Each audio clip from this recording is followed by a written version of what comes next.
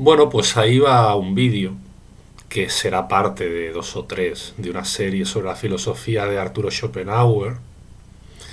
Espero que os aporte algo y para entender la importancia de su filosofía hay que empezar diciendo algo respecto del contexto intelectual, académico contra el cual reacciona Arturo Schopenhauer y que en la Alemania de la época era un marco de primacía de Hegel y por tanto de su categoría de razón.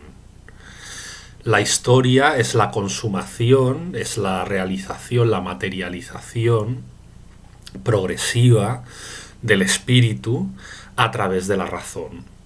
Y la razón, digamos, se expande y va plegándolo todo de, de una manera dialéctica. El pensamiento, al pensarse a sí mismo, o sea, el pensamiento al hacer de sí mismo su objeto, se pone en contradicción, se pone en antítesis consigo mismo y a través de esa dialéctica va superándose, categoría de Aufheben en Hegel, va superándose al mismo tiempo que conserva parte de la tesis del pensamiento originario en la síntesis resultante de contraponerse a sí mismo como antítesis, y eso significa un avance, una racionalización cada vez mayor del mundo. En el plano natural de la naturaleza, pues esta noción hegeliana de desarrollo se había ya mostrado y demostrado con, bueno, con el hecho de que el ser humano es un ser natural, pero que a partir de cierto momento de su desarrollo rompe con esa sumisión, digamos, ecológica a las fuerzas de la naturaleza y se hace natural social, pudiendo intervenir dialécticamente sobre la misma naturaleza e interviniendo en la historia y el desarrollo de la naturaleza misma. Si aplicamos el concepto de razón y de consumación progresiva del espíritu a través de sus sucesivas alienaciones al plano de lo político institucional, pues era de creencia común entre bueno, académicamente, entre la hegemonía de índole de corriente hegeliana, que, bueno, que el sumum de esa realización histórica era la monarquía guillermina de corte bonapartista, que ha conseguido enlazar y unir a las diferentes fracciones de la burguesía, no dejándolas gobernar directamente, sino gobernándolas a través del poder de los Junkers, de los terratenientes prusianos, pero gobernando, es decir, en gran medida sin la burguesía directamente en el gobierno, pero para la burguesía. Y bajo la cancillería de Bismarck. Si bien Bismarck evidentemente no es el monarca, pero es el canciller de la monarquía bonapartista. Eso, esto significa una burguesía bien conformada, bien formada, que forma y conforma y educa en las ciencias de la administración a una burocracia que, sin embargo, como modelo de Estado, no será una burocracia atrápalo todo, o sea, no será del estilo jacobino centralista francés, sino que dejará espacio y juego en la interlocución social entre la sociedad civil y el mismo Estado, a lo que Montesquieu llamaría los cuerpos intermedios, es decir, el gremio, la cofradía, el colegio profesional, la cámara de comercio, el consejo territorial, es decir, una serie de instituciones naturales o convenidas que, que no estarán fagocitadas bajo la lógica del Estado. Según Hegel, el ciudadano, en esta cúspide de la realización política del espíritu humano, que sería la monarquía alemana bonapartista, bajo égida bismarckiana, pues es un ciudadano que debe ser como militante, digamos, no debe ser un ente pasivo, sino un ciudadano que ejerza activamente su dimensión cívica, digamos, de proposición, de colaboración, de integración ideológica en el marco legal, jurídico y de funcionamiento político del Estado, que lo defienda activamente. Y por contra entre comillas, o sea, a su vez, más que por contra, a su vez, el Estado es un modelo interventor, no intervencionista, no hasta el punto de ser intervencionista, pero interventor en lo social, a través de una serie de medidas como la imposición de un salario mínimo a las empresas, a la burguesía, y la creación de lo que Bismarck llamó los bancos de pobres, ¿no? No son bancos, sino que son parte del presupuesto que va destinado, redistribuido a, a organizaciones que no caritativas, de intervención, filantrópicas, que no son necesariamente parte del Estado. Decíamos ahí, ¿no?, la importancia de los cuerpos intermedios en la Alemania bismarckiana, pero que con el dinero del Estado ellos lo gestionan interviniendo sobre la pobreza y asistiéndola. A la izquierda de Hegel ha surgido el trabajo de varios de sus discípulos que rechazan la idea de que el clímax de la consumación, de la materialización de la idea, sea la monarquía bismarckiana, y idean otros modelos, digamos, de desarrollo, o sea, de un hacia dónde vamos, que todavía estarían pendientes de resolver en Alemania, y que serían modelo para, que tendrían vocación de universalidad, serían modelo para el mundo, ¿no? Y bueno, dependiendo del autor, pues unos de ellos cifran la consumación de la idea en la realización del ser genérico. Moses Hess, por ejemplo. Luego tenemos a Bruno Boer, que habla de la realización de la consumación de la idea como la imposición o la institucionalización de un Estado separado de la religión y que no deje a la religión meter las narices en la razón de Estado, y que integre a sus ciudadanos más allá de confesión religiosa, sin hacer ninguna diferencia entre ellos por razón de confesión, pero también sin que la confesión pueda entronizarse y diferenciar aspectos del trato del Estado hacia la sociedad civil. Otros, Max Stirner, por ejemplo, en la realización del yo, del único y su propiedad, dice él, más allá del Estado,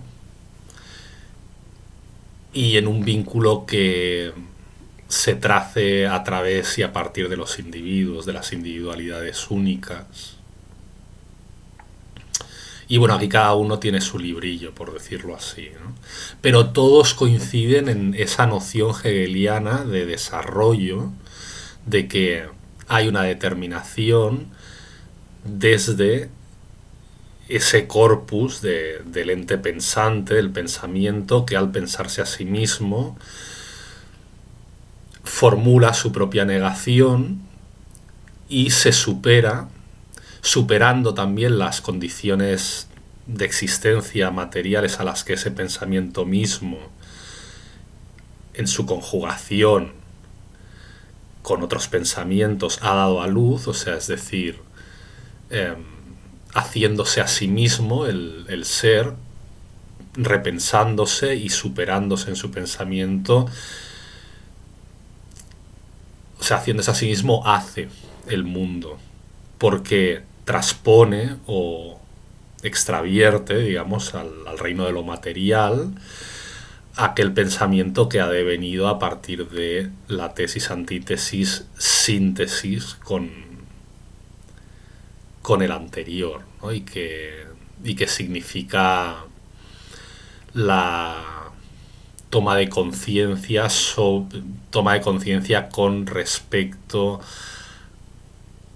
al devenir del mundo, que en cierto modo estaría dentro de la cabeza del ser pensante, ¿no? Y el ser pensante la saca primero a sí mismo, luego la piensa, la reformula, se eleva por encima de lo que ha pensado y obra en el mundo según esa resultante ideal, de una manera cada vez más cercana al espíritu, a la consumación de lo que Hegel llama el espíritu. De una manera cada vez más cercana significa en alienaciones, Hegel las llama alienaciones, que no son que no son una copia fidedigna del puerto al que se ha de llegar, pero que cada vez están más cerca. Y que de alguna manera no, no rechazan lo anterior, sino que lo incorporan superando la categoría hegeliana de Aufhebung. En este tomar forma del destino histórico, bajo la forma del Estado bonapartista alemán, pues Hegel habrá intervenido, ¿no? Como máximo ideólogo, y luego todos sus epígonos también, ¿no? Recordemos que Hegel admiraba profundamente a Napoleón Bonaparte porque le veía totalmente como la encarnación de la síntesis, ¿no? Si la tesis había sido la monarquía absolutista y la antítesis había sido la república, pero una república descabezada, a veces caótica, excesiva, con avances, retrocesos, que volvía al punto muerto, al punto cero, después de haber andado porque subía la fracción contraria y la desandaba. Pues Hegel ve la síntesis de una especie de república coronada, ¿no? Donde, por decirlo así, Napoleón Bonaparte es el rey, pero el rey no de una monarquía, sino de una república, que a su vez es imperial, ¿no? Recordemos las monedas de la época de Napoleón Bonaparte: en la cara République Française y en la cruz Imperio francés, la República Imperial. Citemos de paso a Marx, que formulará su crítica frontal a Hegel, su crítica frontal no en cuanto a su metodología dialéctica de pensamiento, pero sí con respecto a las implicaciones político-históricas que Hegel veía en su pensamiento, y esto lo hace en la crítica a la filosofía del derecho de Hegel, mientras que también criticará en una gran obra, ¿no?, que es la ideología alemana, a la izquierda hegeliana y a todos sus supuestos de cómo cifraba cada autor, cada discípulo hegeliano de izquierdas, pues el, el fin de la historia. Pues bien, a este clima y para romperlo llega Schopenhauer que, recordemos, una de sus máximas era: doy gracias a Dios todas las mañanas por no tener que velar por el Sacro Romano Imperio. O sea, odia el clima burocrático, administrativo, académico, universitario, enfeudado, digamos, servil al Estado, y que lo considera como considera la sociedad civil engarzada en tareas estatales o paraestatales, o de consentimiento y de apoyo a la popularidad del Estado y a su reafirmación, ¿no? Lo considera como algo odioso, ¿no? Y además su clase social le permite ser un outsider, no ocupa un cargo de catedrático durante poco tiempo, pero más allá de esto no ocupará puestos en la administración ni en la academia, y él no quiere, porque parte de esa base, o sea, parte de la base de que todo orden social en sí es injusto y siempre, o sea, es parte de la vida esto, y que siempre habrá personas desengañadas y con sentimiento de frustración, de injusticia, que se rebelarán, que se rebotarán contra el orden sea cual sea, y que ese orden en Alemania no es la excepción a ello. Que el hecho de progresar en el orden hacia un orden mejor es apariencia, está dentro de lo que él llama la representación, y y que en realidad es mentira la idea de que si se sustituye un sistema o un gobierno por otro, unas instituciones por otras, pues el mundo será mejor, que eso es una ilusión. Y en la producción de su pensamiento, como rehúsa inserirse en ese marco laboral, digamos, funcionarial o público, pues no necesita pasar por ningún embudo, no necesita aparentar. Es libre desde su exterioridad, ¿no? Desde su condición de, digamos, de alternativo marginal, por decirlo así. Y al mismo tiempo, o sea, no tiene que pasar por ningún embudo, ni tampoco corre peligro de contagiarse del pequeño espíritu de círculo académico donde en cada feudo departamental están los profesores atrincherados y comulgando todos con ideas parecidas, y que sean ideas que les vayan a promocionar, o que hagan que no peligre, que no se tambalee su puesto de trabajo y tal. Pues Schopenhauer no se contagia de esa comunicación precaria de pensamientos, porque físicamente él no está ahí. Schopenhauer negará la mayor si Hegel y el hegelianismo es una filosofía de la historia. Para Schopenhauer el cambio es una apariencia, o sea, es decir, está en el plano de la representación. En realidad, aquello que se da es una mismidad, o sea, aquello que él llama la voluntad, una vorágine torrencial de caos atemporal y histórico, que ciertamente es cambiante, o sea, es incesantemente cambiante, como caos, digamos, sin una lógica a desentrañar, o al menos con una lógica no desentrañable por el ser humano, no aprehensible, pero siempre acaba fundando lo mismo, o sea, lo mismo con distinto ropaje. De ahí que en el plano de la representación se antoje un cambio, un progreso, una supresión de viejos órdenes para alumbrar nuevas posibilidades, pero en el fondo cualquier orden es simplemente el orden singular por antonomasia. Bueno, esto es para Schopenhauer. Es como, digamos, si cogemos la voluntad, una bola de estas navideñas con luz, y de donde cae virutas de Porexpan que son como nieve, ¿no?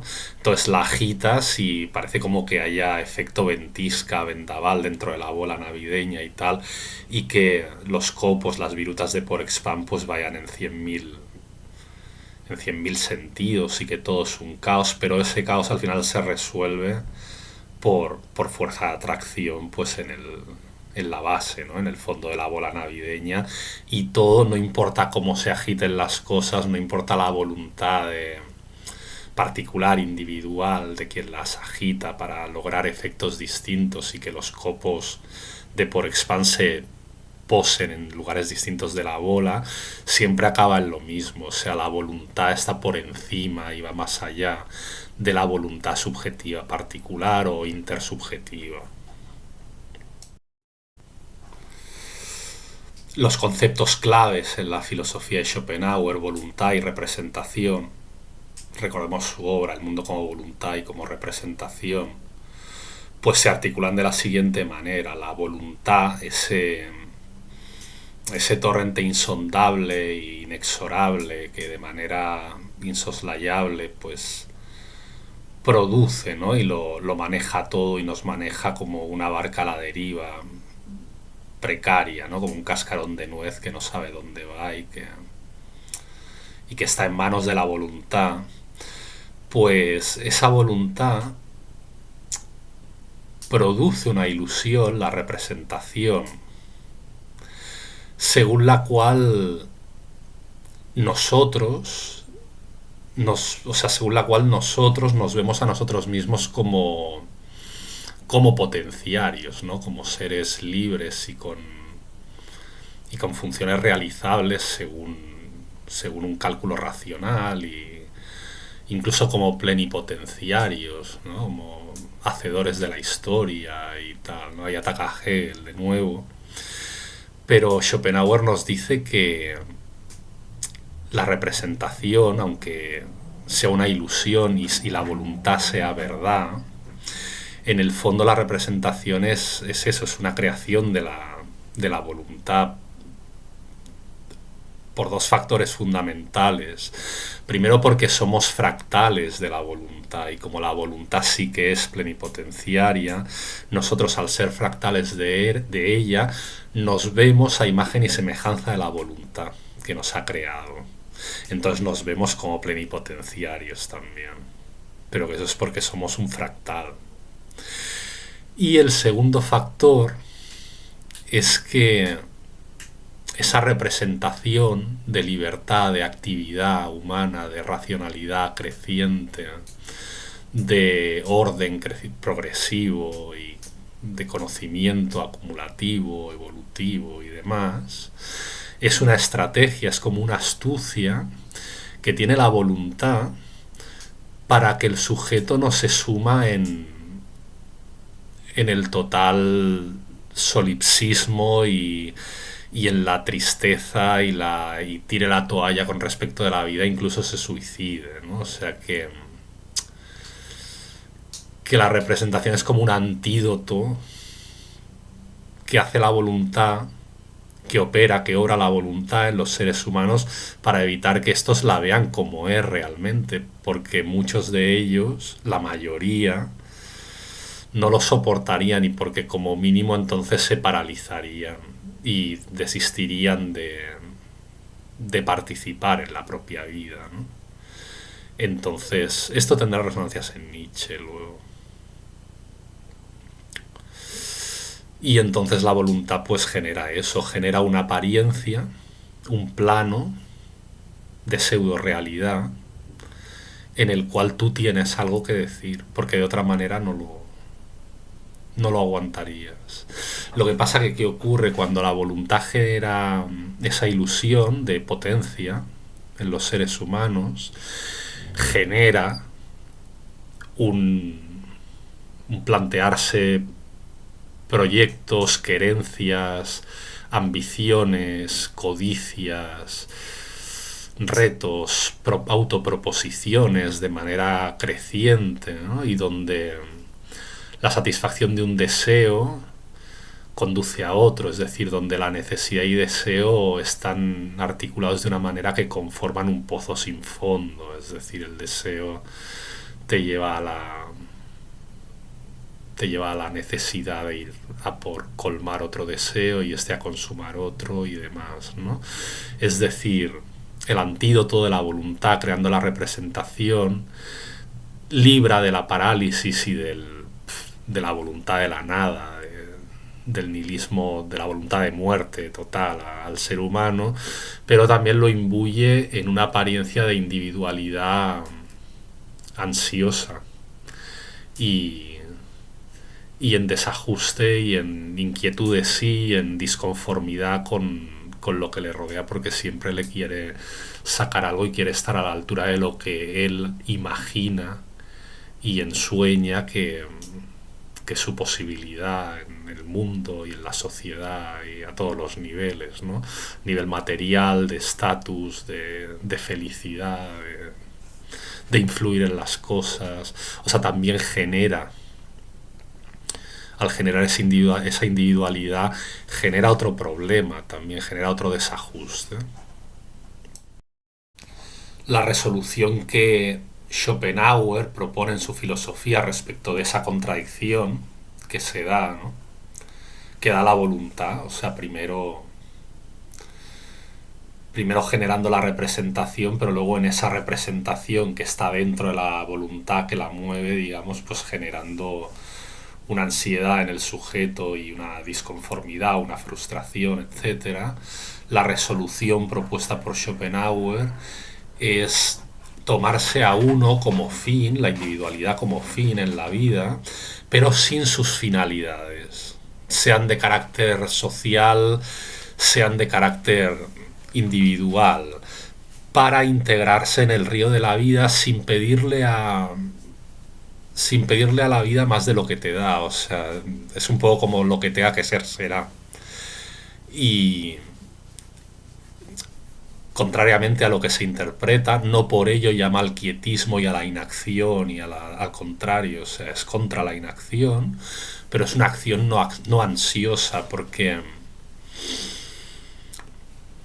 el hecho de querer actuar lo verá como un síntoma de la voluntad obrando en el ser, en el sujeto, y, y no le pedirá peras al olmo, es decir, fluirá, digamos, con el río de la vida, viendo que, bueno, teniendo presente que como decían los antiguos romanos, ¿no? Y es algo que está en Schopenhauer también, el hecho de querer, de proponerte hacer algo, de querer, de desear, es ya un síntoma, es ya un indicador de que lo que él llama la voluntad pues te está poniendo en movimiento y es posible alcanzarlo. Porque si lo piensas y te lo representas y tú lo quieres, o sea, en el deseo, está, ¿no? Como una sugerencia de la voluntad de que te lances a por ello. Marx dirá que solo imaginamos en cada momento de la historia lo posible, ¿no? Pero que pero que a su vez no te has de desesperar en esa búsqueda de tus retos y demás, porque las cartas están marcadas y la voluntad es inexorable y es insoslayable y es indefectible, es decir, no falla. Y estamos en sus manos.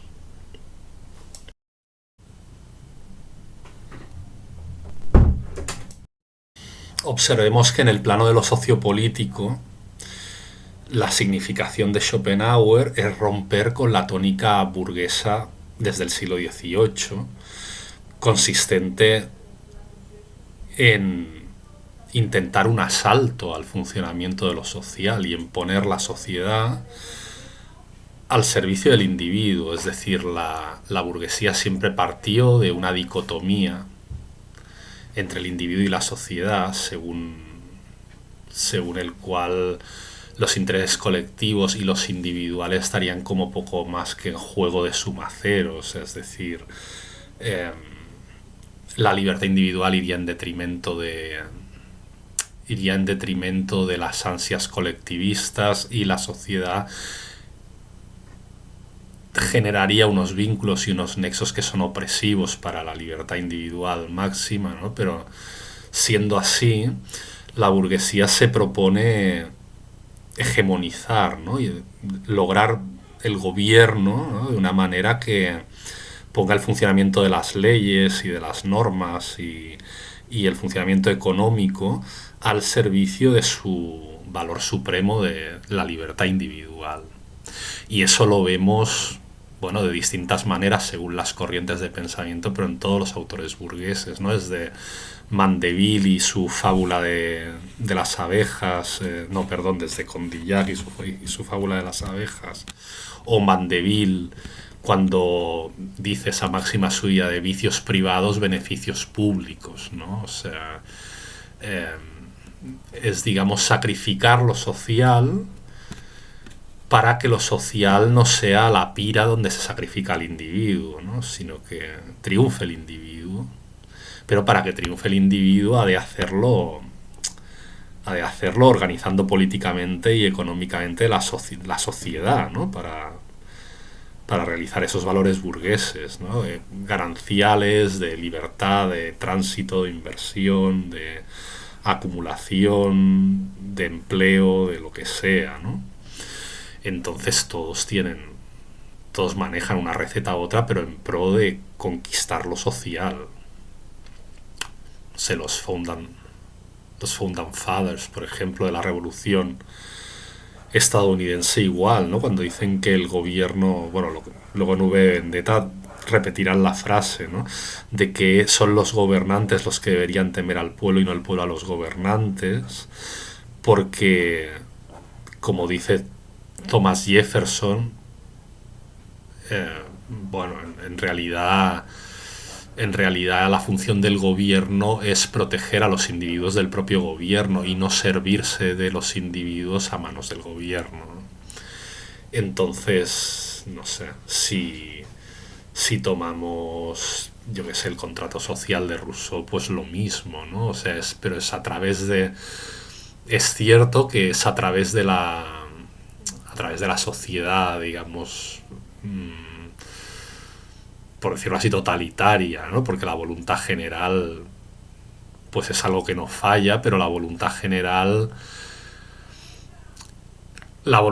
expresa el interés objetivo de todos los ciudadanos ahí donde se ha llegado a una sociedad de identidad de intereses y por tanto los ciudadanos a través de la democracia directa son capaces de dilucidar y de establecer cuál es su interés objetivo, y esa objetividad la llama la voluntad general. Adam Smith, a través de la ley de la competencia, ¿no? Del hecho de que a través de la libertad económica las necesidades humanas en la medida de lo posible se colmarán, y si no se colmarán porque los recursos son siempre escasos en relación a las necesidades que desbordan por definición los recursos, por eso hay una economía, pues es dentro de lo que cabe la mejor manera de conectar la producción de bienes con las necesidades humanas, ¿no? Que es el mercado, que es el hecho de que en libertad individual sin ninguna cortapisa se invierte en unos sectores, y al invertirse pues hay más competencia, con lo cual la rentabilidad va a bajar, y eso producirá el desplazamiento de parte de la oferta a invertir en otros sectores donde hay menor oferta y donde los precios pueden ser mayores, con lo cual se explorarán otras esferas de la producción y así irá funcionando, ¿no? Así irá funcionando la economía, ¿no? Desplazándose en un itinerario entre sectores cuando unos se saturan de oferta, pues irán a otros, ¿no? Donde inicialmente a lo mejor hay menor demanda, pero también, como dice Say, la oferta generará su propia demanda, ¿no? Otro economista también. Y bueno, así funciona la burguesía. Con Schopenhauer hay toda una ruptura, porque renuncia expresamente al asalto de lo social. O sea, el ideal schopenhaueriano es no así como el ideal liberal burgués es no interferir en economía, el ideal schopenhaueriano es no interferir en el orden, porque cualquier orden, sea el que haya, siempre para él será mejor que el mejor de los reformismos. O sea, que siempre de alguna manera lo estropean todo y, y cosechan consecuencias inesperadas e imprevistas por ellos, y rompen la cosa. O sea, para él el orden se ha de dejar tal cual, es un contemplativo del orden, sea cual sea. Es superior a los intentos de reforma, y no digamos a cualquier intento revolucionario, que él condena expresamente como bestialismo, ¿no? Como bestialismo en el sentido, dice él, de inconsciencia, de que como animales, como fieras salvajes, somos inconscientes con respecto a nuestros límites. Cuando lo verdaderamente humano, según Schopenhauer, sería darnos cuenta de que nada mejora por intento de mejora y que la sensación de injusticia en la representación es algo que es ínsito, es inherente a cualquier orden sea el que sea y con eso siempre habrá que lidiar. Es una filosofía ciertamente pesimista en ese aspecto, es decir, la acción política y la acción social es vana. Y es vana en el mejor de los casos. Además, su filosofía es cosmopolita en ese mismo sentido, o sea, para él es un universal, con independencia no solo del orden y del gobierno, sino con independencia de la sociedad y de la cultura. Esa ilusión vana de acción social o de exacerbar las metas individuales y desde la visión de que puedes hacer lo que te propones y todo, una serie de cosas que para él culminan en la angustia, ¿no? Pues son algo que de lo cual ninguna cultura ha escapado y que bueno, y que es una trampa en cada uno de sus episodios, ¿no? Desde, o sea, la trampa del creer que el gobierno alternativo será mejor, la trampa de el luchar por ello, de producir mayores costes que beneficios, etcétera. Y dice que él fue estudioso del orientalismo, dice que de esa trampa los maestros budistas escaparon, ¿no? En su ideal budista de suprimir el deseo. El imperativo schopenhaueriano de hacerse uno con la voluntad, o sea, de fundirse con la voluntad, no pidiéndole peras al olmo y dejándose regir por la corriente de las cosas, fluyendo con ella, pues bueno, es un imperativo que, que sí que tiene cierta semejanza también con Oriente, ¿no? Con algunas filosofías orientales, y que significa, o sea, en cierto sentido es abolir la propia voluntad, o sea, es decir, abolir el fractal de la voluntad como, como voluntad individual, puesto que esa voluntad individual de la que escapar, de la que evadirse, a través de a través de la vacuidad, ¿no? De llegar al vacío, de llegar a la nada en lo que se refiere a los deseos y a las intrigas humanas y a esas pequeñeces y tal, pues significa, en cierto modo, es comulgar con la voluntad, con el todo y fluir con él, pero al mismo tiempo es anularlo en el sentido de que la voluntad particular, de que la voluntad individual es suprimida. Y si es suprimida, en parte es también suprimida la voluntad, puesto que la voluntad particular es un fractal de la voluntad y es inoculada por la voluntad, como, como antídoto como antídoto al inmovilismo total, a la desilusión de la vida, ¿no? Entonces, ¿qué pasa con ello? Pues con ello pasa que comulgar con la voluntad, en cierto modo, es suprimir la voluntad, es suprimir la voluntad en lo que tiene de digamos, como de cámara que proyecta su luz hacia el individuo y que le replica, por decirlo así, ¿no? Pues el deseo que es dolor, ¿no? El deseo que es dolor en la representación, en la apariencia, pues no deja de ser un producto de la misma voluntad y está en la misma voluntad. Esta idea la ilustra Schopenhauer con una figura así muy visual, ¿no? Muy gráfica, que es una metáfora que él escribe, ¿no? Sobre la vida, que dice la vida es como un campo de botellas de cristales rotos, hechos de botellas hechas añicos, y de personas ciegas caminando sobre el campo y por lo tanto cortándose con los añicos de las botellas. Pero ¿qué pasa? Que algunas botellas tienen untado opio, o tienen dice opio, morfina, y de manera que de vez en cuando, al cortarte, la morfina que tienen las botellas, al pincharte pasa a la sangre. Y eso te genera un bienestar, te genera un acomodo que te incita a buscar más bienestar, a buscar, a desear más acomodo y a desear, pues, otra dosis, ¿no? Otro inyecto de esa sustancia, y en tal medida te empuja a seguir cortándote con los añicos de las botellas. Es una imagen interesante, ¿no?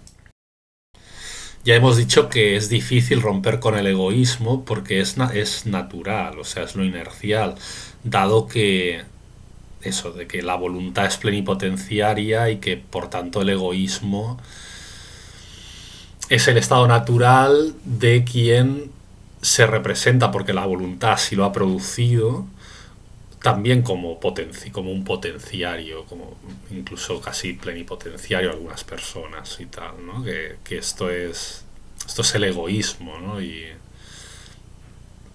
bueno, y es difícil romper con ello porque en el fondo nosotros también somos voluntad. Y la voluntad es ella misma en sí misma, o sea, no depende de nada, ¿no? Es aquello que,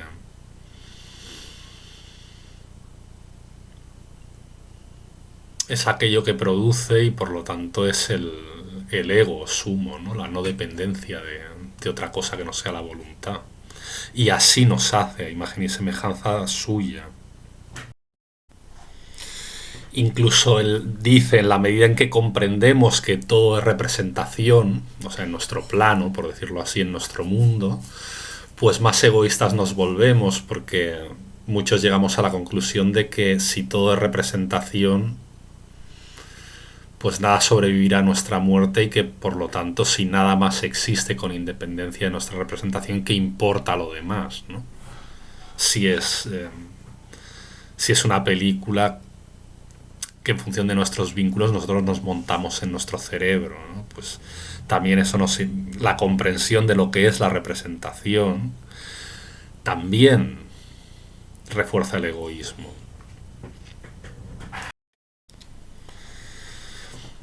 También dice Schopenhauer que el gesto, digamos, meditativo y como de conciencia, ¿no? De al final disolver la voluntad particular en la compasión, hasta cierto punto es aplicable y hasta cierto punto es inaplicable, puesto que vivimos con otros y con otros que no han llegado a ese estado de conciencia, con lo cual no podemos comportarnos con ellos, bueno, de una manera que ni va a obtener una reciprocidad por parte de ellos, ni va a ser factible. O sea, estamos de alguna manera forzados a vivir defendiendo nuestras parcelas y nuestras porciones de interés, porque nos vamos a topar con actos agresivos, ¿no? O con actos, pues, de intimidad, digamos, hacia nosotros mismos, ¿no? Puesto que otras personas no van a ser conscientes de ese ideal de compasión, y, y van a intentar en un juego de suma cero hacer valer sus intereses, pues, en contra de nosotros, con lo cual debemos responder de alguna manera, ¿no? También, pues, a fin de no ser dañados, ¿no? De no ser lesionados. Con lo cual, claro, todos o ninguno. O sea, en un mundo que vive en la representación sin ser consciente de la voluntad, no se puede, no se puede disolver la voluntad particular por entero. A no ser que vivas en una orden monástica o en, no sé, en un convento así budista, digamos, donde todos los demás sean como tú y tengan o sea, y tengan como por finalidad, por propósito, ¿no? De lo que Foucault llamaría las tecnologías del yo, del trabajo consigo mismos, eso mismo que tú te propones, ahí sí, ahí hay una armonía. ya preestablecida, pero en el mundo no es posible. Pero es posible acercarse en la medida de lo posible. Schopenhauer dice de la juventud que es la edad, digamos, paradigmática, o sea, la edad donde en mayor grado y de manera más intensa se da esa frustración y ese sentimiento como de ser transgredido por la vida, ¿no? De injusticia vital. Porque dice que es la edad donde, bueno, más fuerzas tiene uno, energía, apetencias, despierta la vida, ¿no? Y bueno, se da cuenta de una serie de cosas, entonces tiene muchos deseos, ¿no? De intervenir en cosas y es idealista y tal, pero por otro lado no tiene las bases materiales, ni la independencia en ningún sentido, ni la madurez tampoco, ni los lazos sociales tampoco los ha construido todavía porque es muy joven para hacer realidad toda su inquietud de sí, ¿no? Entonces dice que es la máxima, es como el parangón de la disconformidad, ¿no? Del, de la ansiedad de vivir en la representación de la individualidad. Entonces lo dice un poco así, dice la juventud. Es curioso analizar la juventud porque es la edad donde todo florece y donde uno tiene aparentemente pues más motivos para tener un ánimo, digamos, álgido dice, y sin embargo la edad es triste. La edad es triste porque en su fuero interno el individuo sabe que todo el alud, digamos, de chispas vitales que tiene, pues por sí mismos son irrealizables en su juventud. Dice asimismo que la juventud es una época de la vida, es una edad de la vida, donde se comete el error de tomarse el mundo como su propio fin, o sea, una visión teleológica del mundo.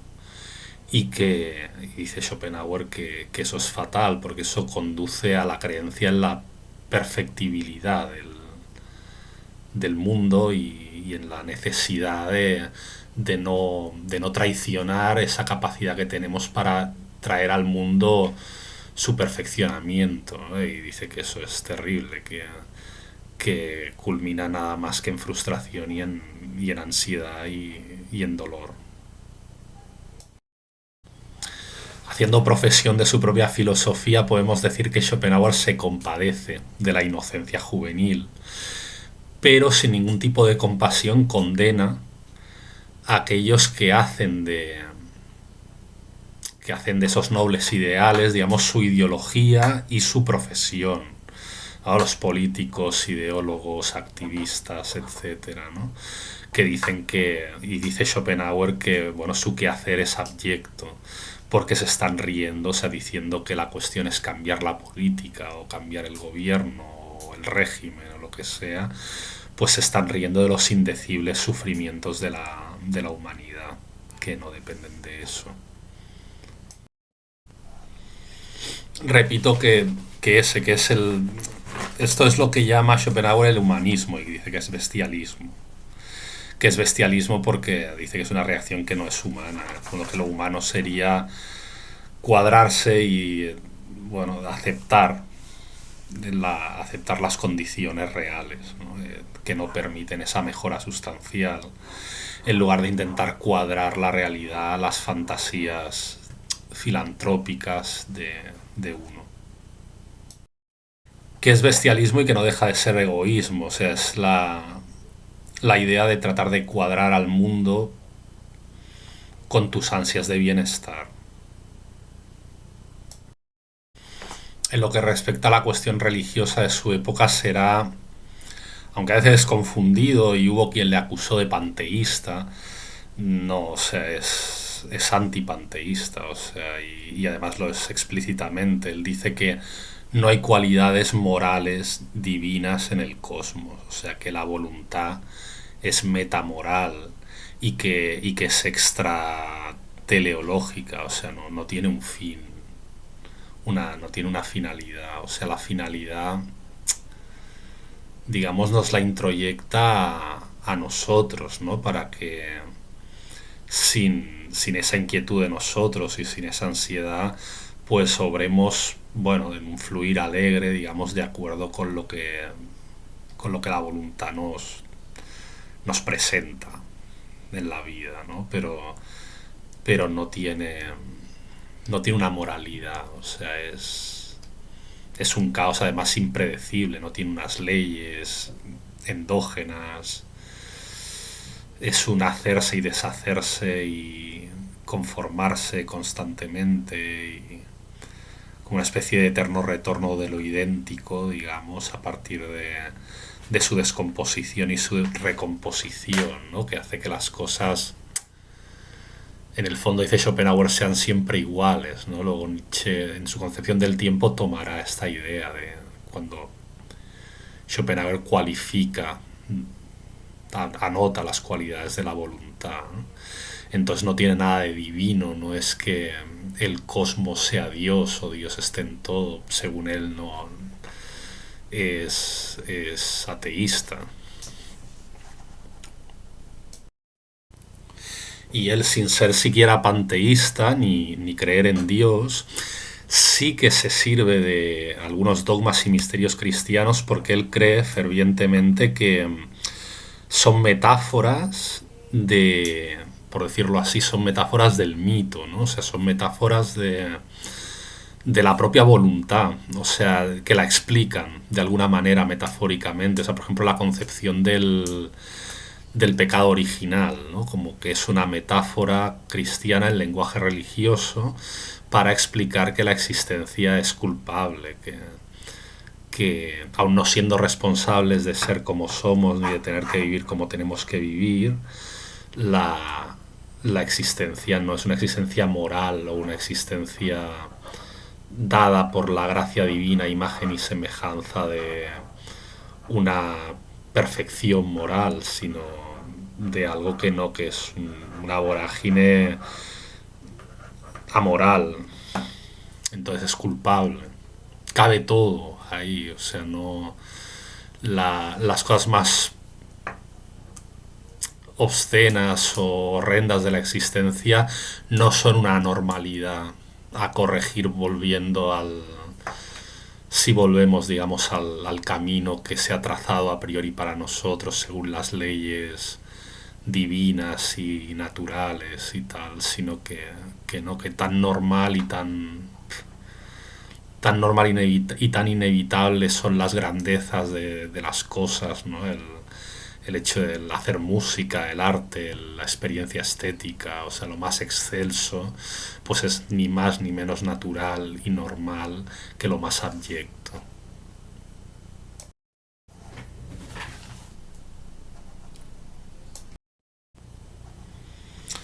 O sea,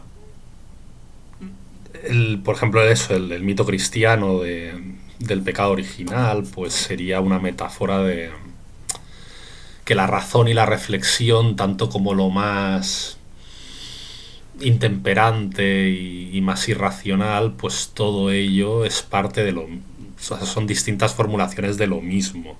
No tienen, son, si se quiere, especies, por decirlo a nivel antropológico, son especies distintas, pero del mismo género. O sea, son todo manifestaciones de la voluntad.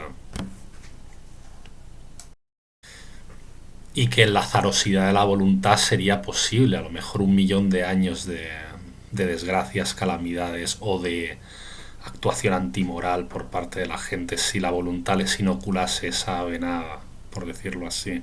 Eso depende de lo que Nietzsche llamaría un juego, una tirada de dados. O sea, los misterios cristianos son de una profundidad y de una hondura que los hacen irracionalizables. O sea, él dice que es tremendamente ciego y presuntuoso el racionalismo, ¿no? Que intenta decir como intenta explicar en términos racionales y en términos de que si sería el opio del pueblo, o que si sería mentira, o que si respondería a necesidades de compensación o cualquier otra cosa el sentimiento religioso cristiano. Schopenhauer dice que sobre todo en su versión esotérica de cristianismo, digamos, la parte hermética, ¿no? Mítica, pues es mucho más profundo de todo lo que pueda detectar el racionalismo y de todo diagnóstico racionalista en términos bueno, es la religión, es la ignorancia o es la necesidad de autoconformarse, o dice que es como algo como que es mucho más grande que eso.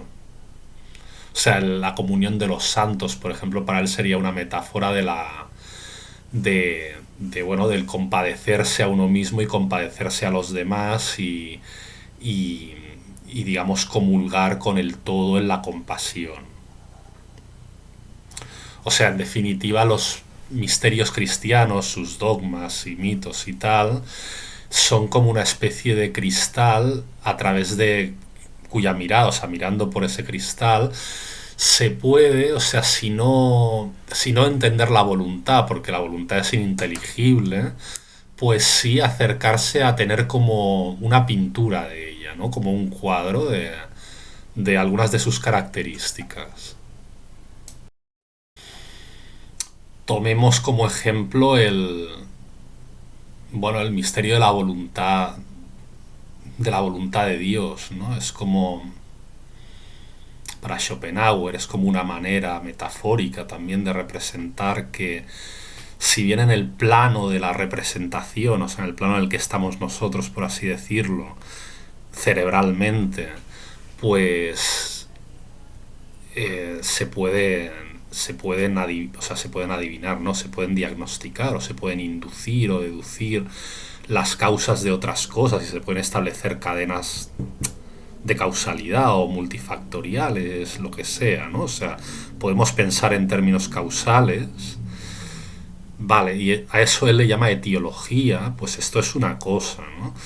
Pero, y eso es perfectamente profano, opera en el plano de la representación, pero el hecho de que, o sea, el hecho de que operen esas causas, o sea, el haberse producido unas causas que sean precisamente las causas de otras cosas y esas cosas las causas de otras dice que eso es religioso, o sea, que eso, o sea, religioso no en un sentido deísta o fideísta, sino, bueno, en un sentido de que pertenece al plano de la voluntad. O sea, una cosa es a través de la ciencia poder pensar causalmente e inducir causas, y otra cosa es lo insondable y lo impenetrable, o sea, aquello a lo que no podemos acceder nosotros, de por qué las causas son causas, o sea, por qué funciona así. O sea, las causas y multicausas pueden ser conocidas, pero la fuerza que inspira esas causas, a través de mover los fenómenos y de ponerlos en relación, es una fuerza que no puede ser conocida. Es metafísica. Bueno, muy bien, pues haré un segundo vídeo, acabo con este ya, y voy a hacer un segundo también sobre Schopenhauer, centrándome más en su epistemología, en su teoría del conocimiento, cómo se conoce, a través de qué virtudes o de qué cualidades, y en la cuestión del objeto y del sujeto, en la cuestión de la revisión que hace con respecto a la categoría de cosa en sí, kantiana, y, y bueno, y un poco también acabaré caracterizando en esa máxima suya o en ese llamamiento suyo a vivir en la compasión, que, qué experiencias, qué tipo de experiencias son incluidas en ese llamamiento de vivir en la contemplación, en la compasión. Bueno, aquí acabo entonces y hasta el próximo vídeo también sobre Schopenhauer. Gracias, dadle al like o dislike, comentad por favor, y cualquier duda o cuestión o apunte pues es bienvenido en el apartado de comentarios. Gracias y hasta otra.